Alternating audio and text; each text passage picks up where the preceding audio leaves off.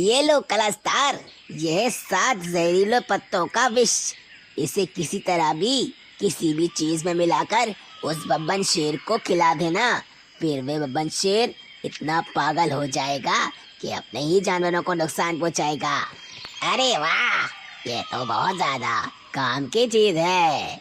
इसको जब मैं उस शेर को पिला दूंगा तो वह बिल्कुल पागल हो जाएगा और अपनी प्रजा पर ही हमला कर देगा। परंतु जरा ध्यान से करना, हर बार तुम कुछ ना कुछ गड़बड़ कर देते हो, जिसके कारण हम उस बब्बन शेर से हार जाते हैं। चिंता मत करो, इस बार कोई गड़बड़ नहीं होने वाली। मैं सब कुछ ठीक ही करूँगा। वहीं बब्बन शेर को काफी ज्यादा भूख लग रही थी। अरे शांति, क्या बनाया है आज भोजन में? बहुत ज्यादा भूख लग रही है। कुछ भोजन है या फिर नहीं? अरे बब्बन, मैं बस भोजन लेने ही जा रही थी। जरा जंगल में कुछ अच्छा से भोजन ढूंढ कर लाती हूँ और फिर आपको देती हूँ। हाँ, परंतु जरा जल्दी करो। एक शेर के पेट में भूख के मारे चूहे दौड़ रहे हैं। जी पति जी, मैं यूँ गई और यूँ आपके लिए भोजन लेकर आई। आप चिंता मत करिए। वहीं कलस्तार उस जहरीले विष को एक मांस के टुकड़े में मिला देता है। मेरा काम तो हो गया। अब बस किसी तरीके से ये मांस का टुकड़ा उस बब्बन शेर को खिलाना है। फिर वह ऐसा पागल हो जाएगा कि अपनी प्रजा को ही नहीं छोड़ेगा। परंतु ये मांस का टुकड़ा उस बब्बन को खिलाऊं कैसे? मुझे तो ये समझ में ही नहीं आ रहा। तभी कलस्तार देखता है कि उस बब्बन शेर की पत्नी इसी तरफ आ रही है। अरे, ये तो उस बब्बन शेर की पत्नी है और लगता है ये यहीं कहीं आ रही है। चलो, इस मांस के टुकड़े को यहीं पर कहीं रख देता हूँ। क्या पता वे इस मांस के टुकड़े को उठाकर बब्बन को खिला दे और मेरा काम आसान हो जाए। फिर कलस्तार उस मांस के टुकड़े को वहीं पर रख देता है। शांति वहां पर पहुंचती है और उस मांस के टुकड़े को देखती है। अरे वाह, मांस का टुकड़ा, आज तो बहुत ज्यादा अच्छा काम हो गया। बब्बन को काफी ज्यादा भूख लग रही है। अब उन्हें इतना अच्छा भोजन ले जाके दूंगी तो वे बहुत ज्यादा खुश हो जाएंगे। हाँ हाँ, ले जाओ और अपने बब्बन को प्यार से ये मांस का टुकड़ा खिला देना। फिर क्या था, शांति उस मांस के टुकड़े को उठाकर वहां से ले जाती है और कलस्तार बहुत ज्यादा खुश होता है। हो गया मेरा काम। अब बब्बन हो जाएगा पागल और फिर मैं इस पूरे जंगल पर राज करूंगा। बब्बन जी, ये देखिए, मैं आपके लिए क्या लेकर आई हूँ। मांस का टुकड़ा। आपको बहुत ज्यादा भूख लगी थी ना, ये लीजिए, खा लीजिए इसको। अरे वाह, तुमने तो कमाल ही कर दिया शांति। आज तो मजा ही आ जाएगा। मुझे तो बहुत जोरों की भूख लग रही है। चलो, मैं ये खा लेता हूँ। फिर बब्बन शेर मजे ले लेकर उस मांस को खा लेता है। मांस खाने के कुछ ही समय में बब्बन में उस जहरीले विष का असर हो जाता है। बब्बन, ये आपको क्या हो गया है? कैसी बेहकी बातें कर रहे हैं आप? किसी को नहीं छोड़ूंगा, सबको मार डालूंगा। मूर्ख शेरनी, तुझे तो मैं अभी बताता हूँ। फिर बब्बन अपनी पत्नी के ही पीछे लग जाता है। वे उसका पीछा करता रहता है और उसे पकड़कर बेचारी पत्नी को घायल कर देता है। सबको मार डालूंगा, किसी को भी नहीं छोड़ूंगा। बब्बन शेर जंगल के सभी जानवरों को परेशान कर रहा था और काफी जानवरों को घायल भी कर चुका था। ऐसे ये खबर उड़ते उड़ाते सफेद शेर तक पहुंचती है। ना जाने ये बब्बन को क्या हो गया है।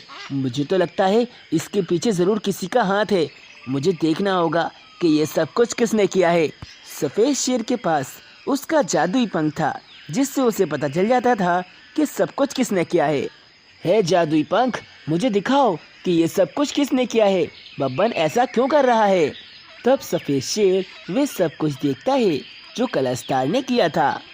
ये कलस्तार नहीं सुधरने वाला, इसको किसी दिन अच्छा सबक सिखाना होगा।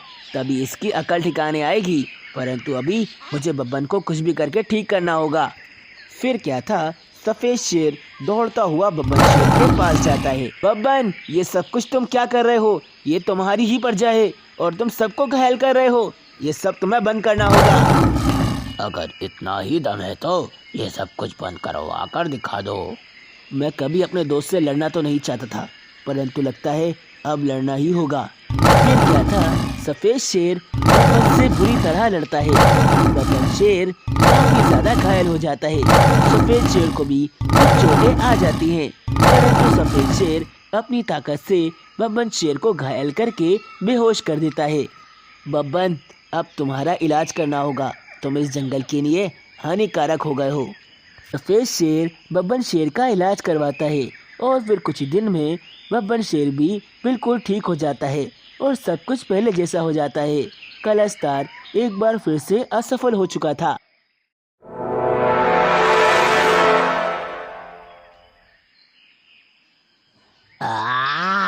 गुलाबिया गुलाबिया, कोई तरीका निकाल उस बब्बन शेर को हराने का। अब मुझसे ऐसे रहा नहीं जाता। हार का स्वाद चख चख के मुझे बहुत बुरा लगता है। अरे उस चीज से क्यों टकराते हो जिससे तुम जीत ही नहीं सकते? बार बार कोशिश कर कर कोई फायदा नहीं है। जितनी बार कोशिश करोगे वे तुम्हें हराता ही रहेगा।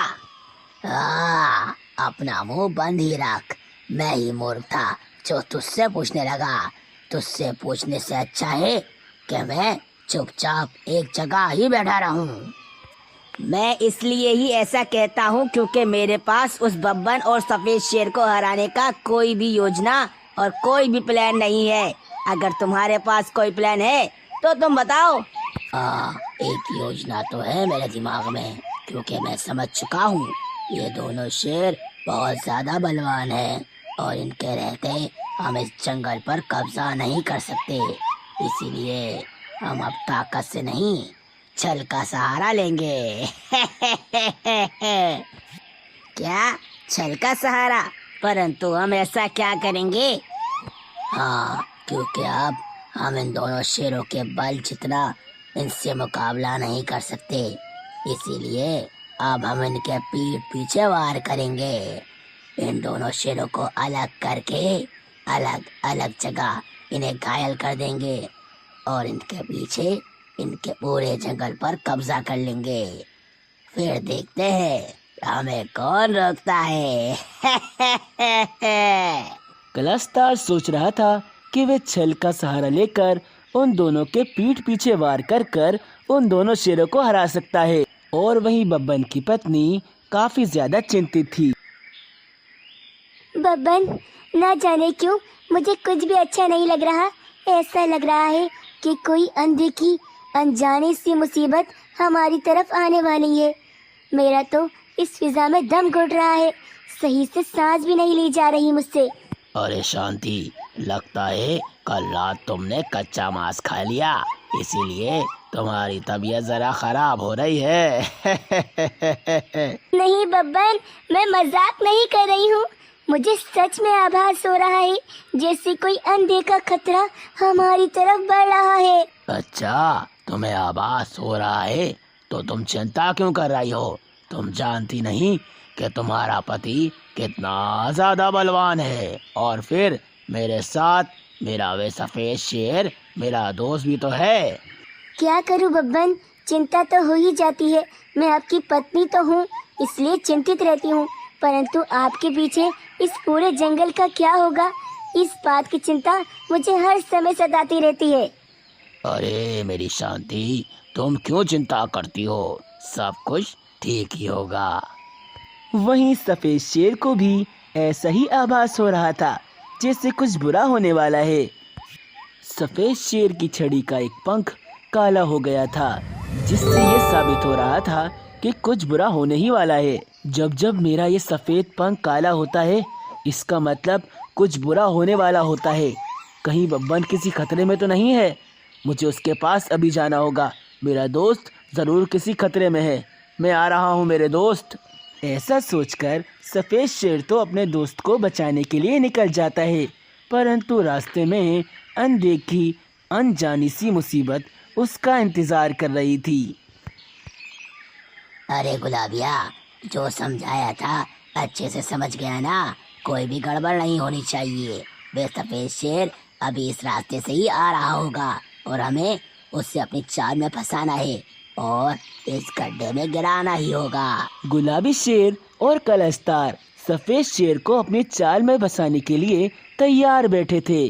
फिर सफेद शेर वहां से गुजर रहा था। चल गुलाबिया, शुरू हो जा। उस बब्बन शेर की दहाड़ जैसी आवाज निकाल ताकि इस सफेद शेर को लगे कि उसका दोस्त बब्बन इस गड्ढे में फंसा हुआ है। फिर क्या था, गुलाबी शेर बिल्कुल बब्बन शेर जैसी आवाज निकालने लगता है।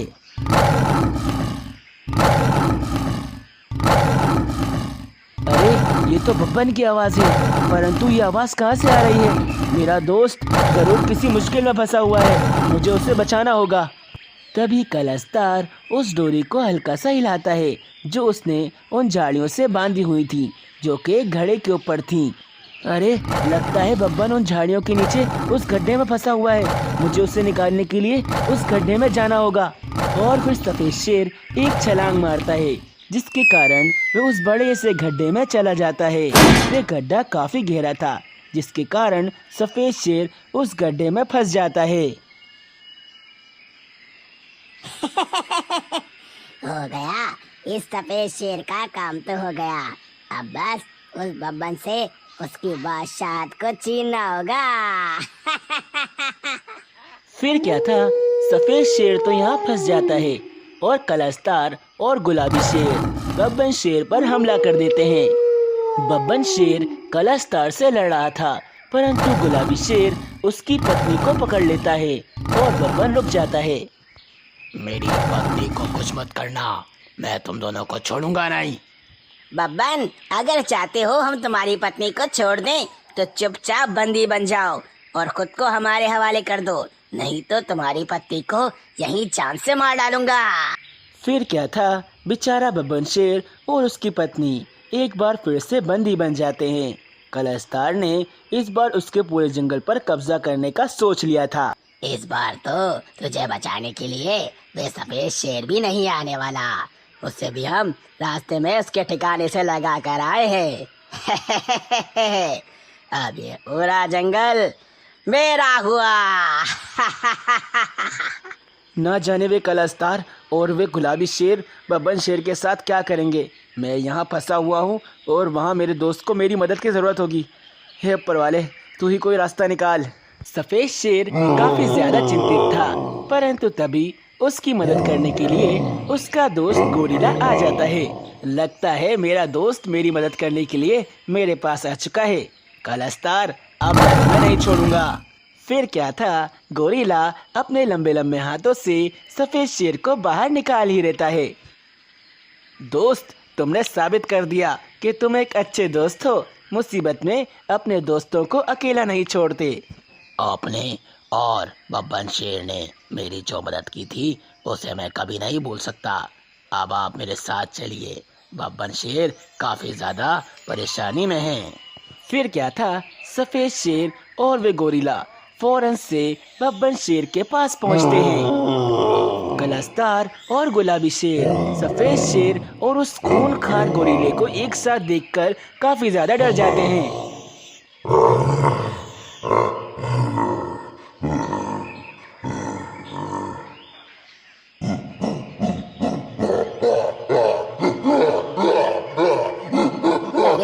इन सबको हराना बहुत ज्यादा मुश्किल है। इनकी तो पूरी एक सेना बन चुकी है। ना इनको छल से हरा सकते हैं और ना ही ताकत से।